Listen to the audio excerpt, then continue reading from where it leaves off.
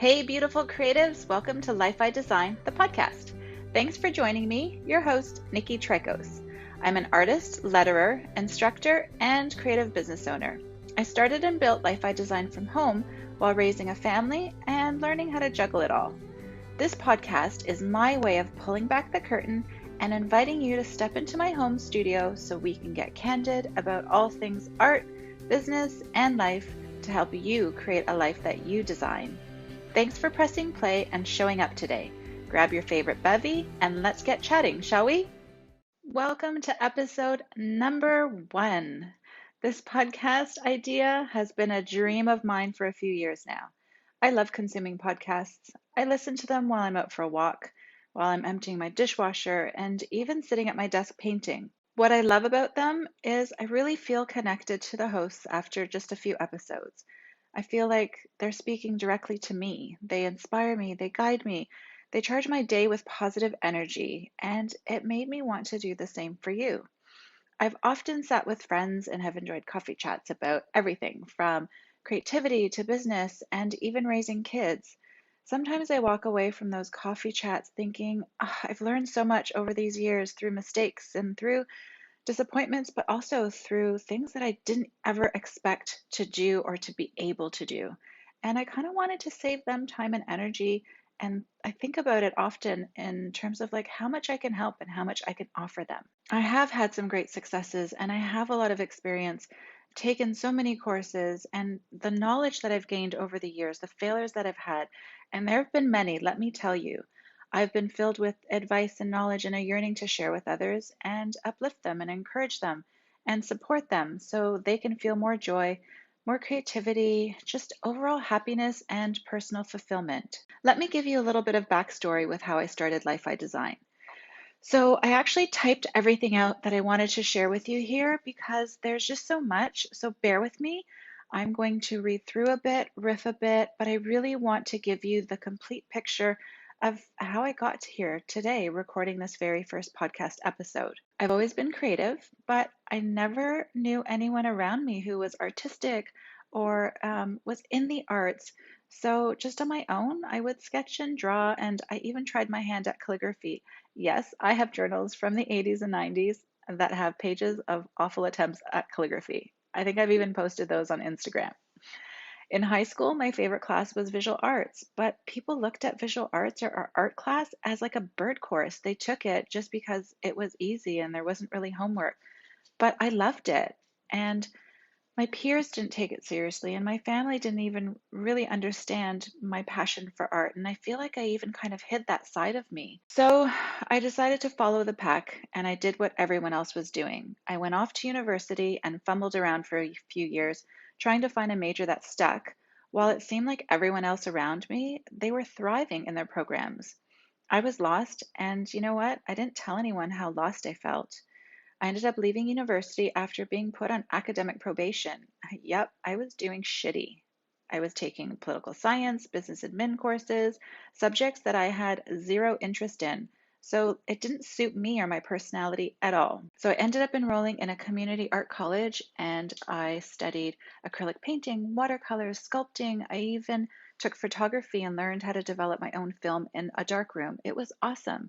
But reality sunk in. My high school sweetheart proposed to me, and I needed to find a real job. So I ended up going back to university and found a major that actually spoke to me. I majored in sociology and anthropology, and at that time, I finally connected to my studies.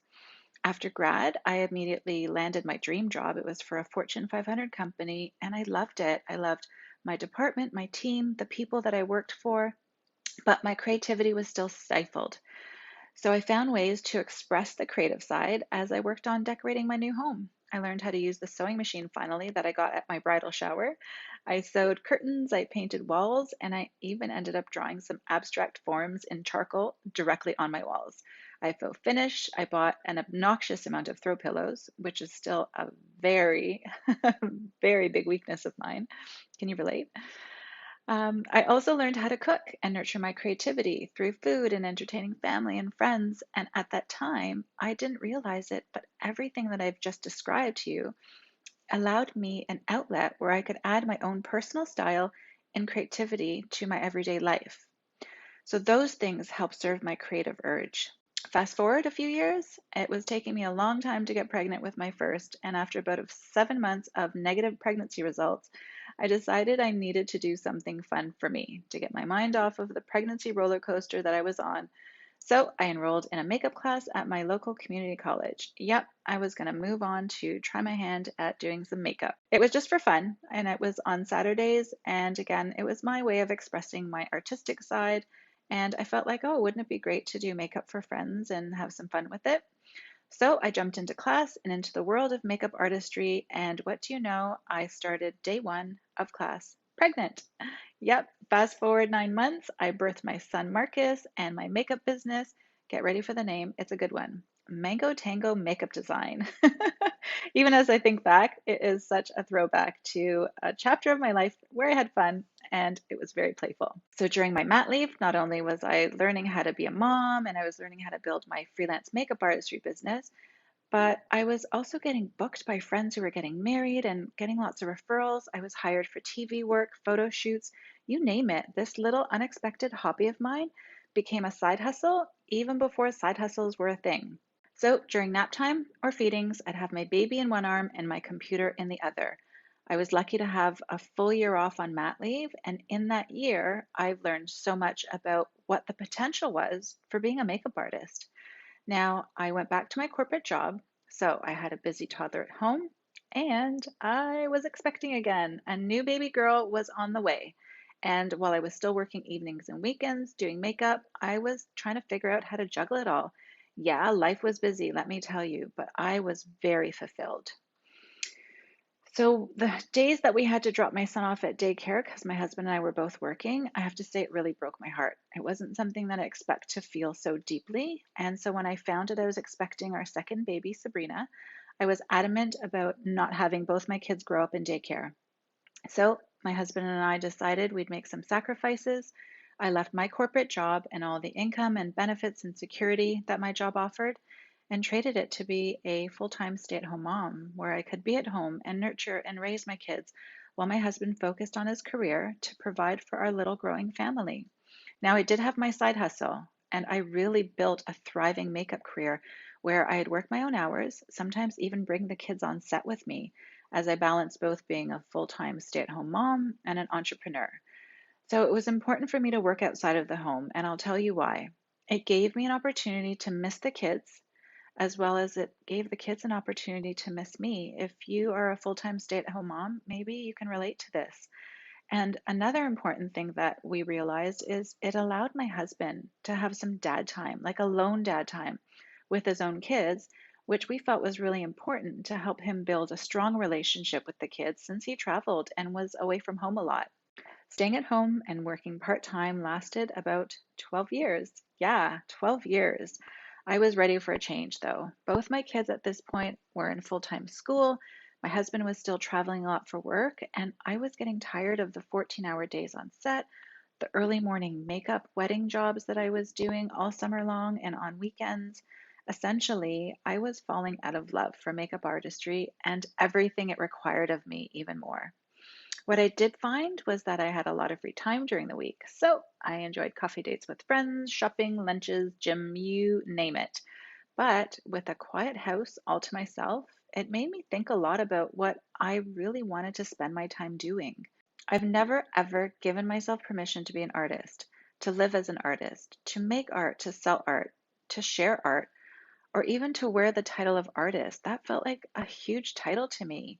I always thought artists of people who went to school and studied art and art history and knew not only the names of famous artists, but the names of art movements, and they were immersed in the art world. Honestly, to this day, those people intimidate me. I can't articulate why I'm drawn to art like they can. If I'm drawn to a piece, it's usually because I like the colors the artist used or the way it makes me feel when I observe the piece. At that time, I also believed in the stigma of a starving artist and that there's no way I could make money as an artist. I don't even think beliefs like that were my own personal beliefs. I kind of feel like they were society's beliefs and I just adopted them.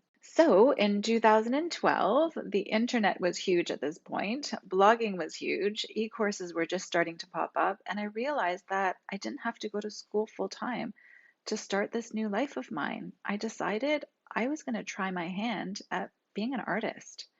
I found local painting classes at my neighborhood gallery that I could take to refamiliarize myself with acrylic painting and mixed media, and allowed me to find a community of artists that I could call friends and be in group art exhibits with. So I kind of had a rough plan of what I wanted to do, but I wasn't sure. I wasn't sure what my path was going to look like. I kind of winged it. So, the workshops that I took at my local community gallery, coupled with some online classes that taught me how to build a WordPress site, how to blog, how to do graphic design, and create prints from my original art pieces and illustrations. Classes that even taught me what an illustration is, or what a vector is, or what's the difference between CMYK and RGB. I had no clue. I was able to pick up and choose what I wanted to learn based on what I needed to learn in that moment. I could customize and tailor what classes I was looking for and that ones that spoke to me. I realized I didn't need an art degree or a business degree. I just needed some great classes that were taught very focused by people who had the knowledge that I wanted. That, coupled with some grit and stubborn determination, is exactly what I needed and exactly what I did. I was a blank slate. I knew zero. But I took a 6 month sabbatical that was completely supported by my family, and I threw myself into learning, trying, printing, practicing, and sharing on social media. I celebrated small wins like finding the right paper to print my art prints on. Oh my God, can I tell you how long that took? Or creating small bits of code to make my website look pretty. I have never coded in my life. Then I cursed a lot when technology failed, and I still do because technology, gotta love it when it works, but when it doesn't, oh, that's frustrating. I would even figure out why my printer wouldn't print full pages without trim marks, or how I was going to package all of my orders that I was getting on my Etsy shop. So on 12/12/12, that's December 12th, 2012, yes, I am woo woo, that date was planned. I launched Life I Design, where my goal was to live a life doing what made me happy, what made my heart sing, what expressed my true personality and passions. What Nicki, as an adult who just turned 40, wanted. I was 40. Let that sink in a bit. What Nicki, as an adult who just turned 40, wanted. I was 40. Let that sink in a bit. Not what I was expected to do as a child or what I was expected to do as a wife or a mother or a caregiver. I was 40 when I finally had the courage and the stars aligned for me to follow my pure passion and just have the courage to try my hand at art. I wanted to live a life that I designed, that was and still is today, to make art, to create art, share my art, and sell art. Nowadays, it also includes to teach art too, to feel in my heart that joy of making art offers me, to have it as beautiful escape when I need an energy boost, to experience how others react to my art and how they feel when they connect with one of my pieces, to get emails from students who are now experiencing that joy that art and creativity brings to them, to be surprised at what I'm expressing through painting and sketching and lettering, to be connected to my artistic and creative expression, which vibrates in me. It's not a job, it's not a business, but a way that I express and share who I am at the very core. So it's been a journey and one that has had many ups and downs, but I have never regretted taking that leap of faith and investing all that time, money, and effort.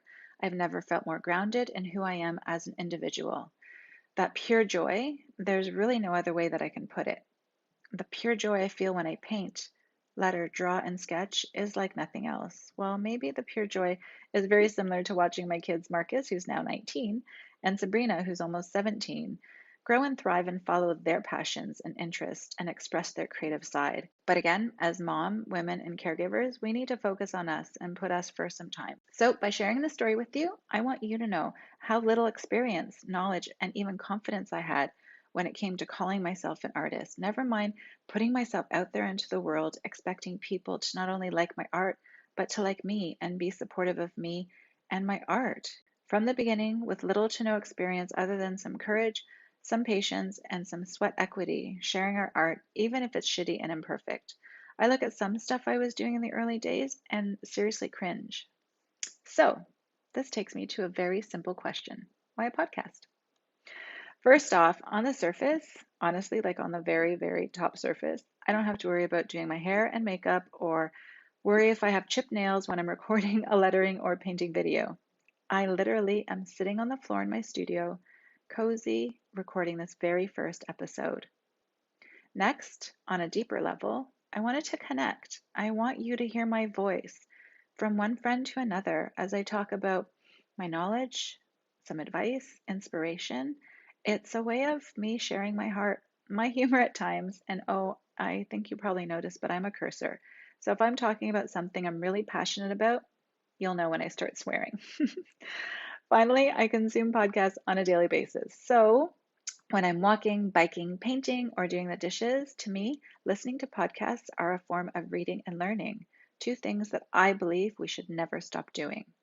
So I welcome you to Life I Design, the podcast, where I promise to show up every week, be real, authentic, and offer you a way to connect to your creative side by doing something for you, a hobby, a practice that fills you up, whatever that looks like for you.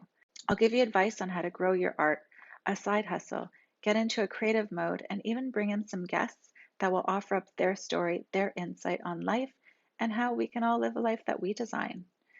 Even if that means something completely different to you, and you're here to figure out what truly makes you feel excited, happy, or joy filled.